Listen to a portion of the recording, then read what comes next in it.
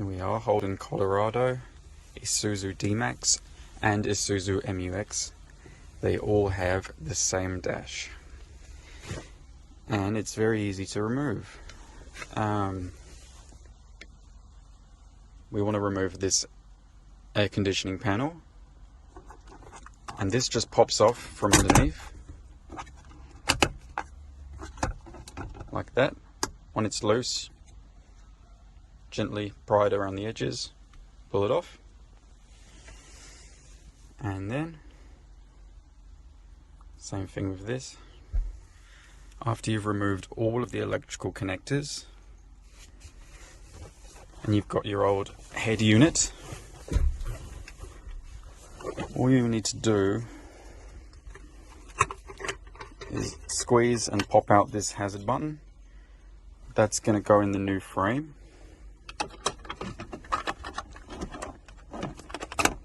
Like that. And the only other thing you need from this is the old clips. So you can see 1, 2, 3, 4 clips. Just pop those off and put them in the corresponding spaces on the new frame. So when you've plugged in your radio antenna adapter, your wiring harness, if you have one, a camera harness, everything's ready to go. Just the other plugs you need for the unit. You can see they've all got a certain amount of pins. They'll only fit in one place, so you can't go wrong. You'll see it's marked for Wi-Fi, GPS, 4G, GPS box. Plug it into the GPS, and then take the sticky part off and find a flat plastic surface to attach it to. Don't put it on metal or underneath metal in case the signal interferes. Just on a nice flat piece of plastic. This one will be this long flat one will be the Wi-Fi antenna. And also you need to take the sticky part off and put it on a flat piece of plastic. And then this small one here is the 4G antenna. And if you do decide to plug a SIM card in, the SIM card holder is here. Then it will use the 4G connection to have its own internet. And this cable can be let down to a convenient location. The only other thing on this harness is the microphone to plug in. The rest are audio connections for amplifier or a subwoofer. So you're plugging all of these ones in. Not worrying about this, it's just a spare harness. You don't need that. 2 USBs. They can be unfurled and let down. I recommend putting it through here and popping it out down here. And then you can wiggle them into a nice spot underneath the trim, or into the glove box and out the back here to plug it in the unit. And then finally, if you're using one of our cameras, you also need this little camera adapter that's included. So that just pops in. Like so. So you're just plugging everything in, getting it all ready to pop in place. When you're installing your microphone, I tend to just pull the cable loose a little, so you've got a little bit more slack.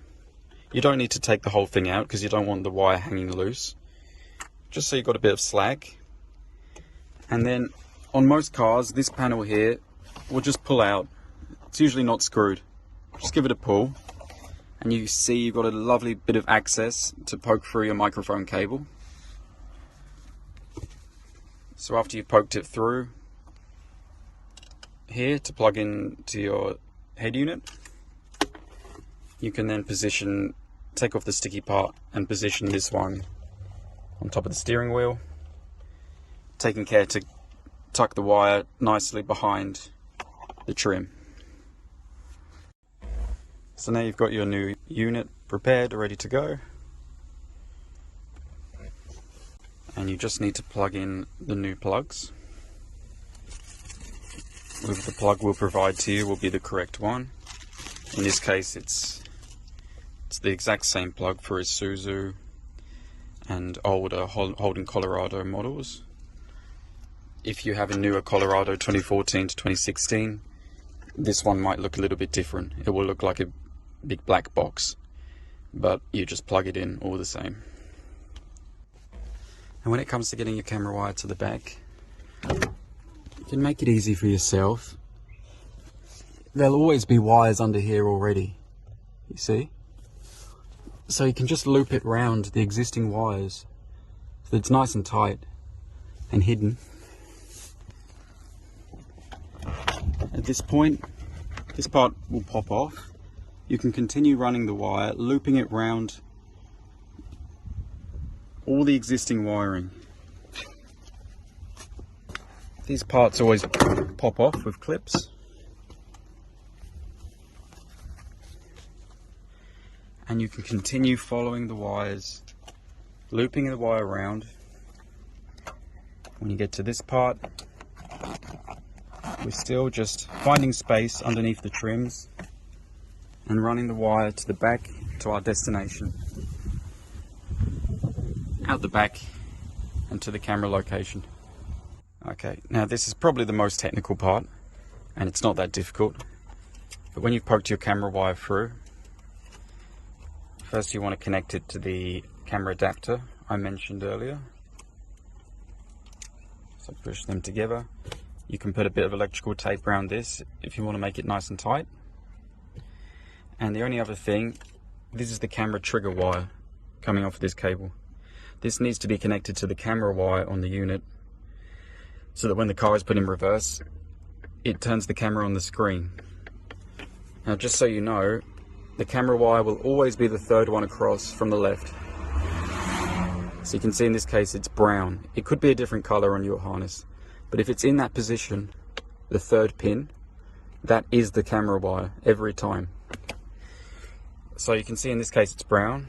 It may already be connected to an adapter, but you can see I'm not using this adapter, so I've simply cut the brown wire, and now I'm able to connect it to the trigger wire here. Now, if you haven't done an electrical connection before, if you don't have a solder kit, soldering iron, that's okay. You can just grab one of these from Supercheap, Autobahn, anywhere at all, and very easy to put these on. You're just stripping the wire a little bit to expose the wire inside, and then you're attaching one of these connectors with a crimping tool. Blue, 3 or 4 mil connectors will be the correct size, and you just make a nice strong connection. You can wrap some tape around it after you're finished to make it extra strong, and that's all you do. Now when you're running reverse camera wire, you want to get the wire to the back of the unit, right? So first thing is we find out which direction we're going to run the wire, left or right. If it's a sedan, probably run along the bottom here. If it's a SUV, along the top. In this case we're working on the ute, so it's going to go underneath. So we're looking for a place to pop the wire out underneath the ute. This particular one doesn't have any grommets along the bottom of the body. Quite often they do. You'll usually find a grommet just here. I've already taken it out, and that gives you access to the body. There it is. And you can just make a hole in there, keep it nice and sealed, and poke your wires through that. After that, you're just following the wire. You see how these wires are running through this conduit? You can run the wire, just loop it round and follow it all the way down to the back.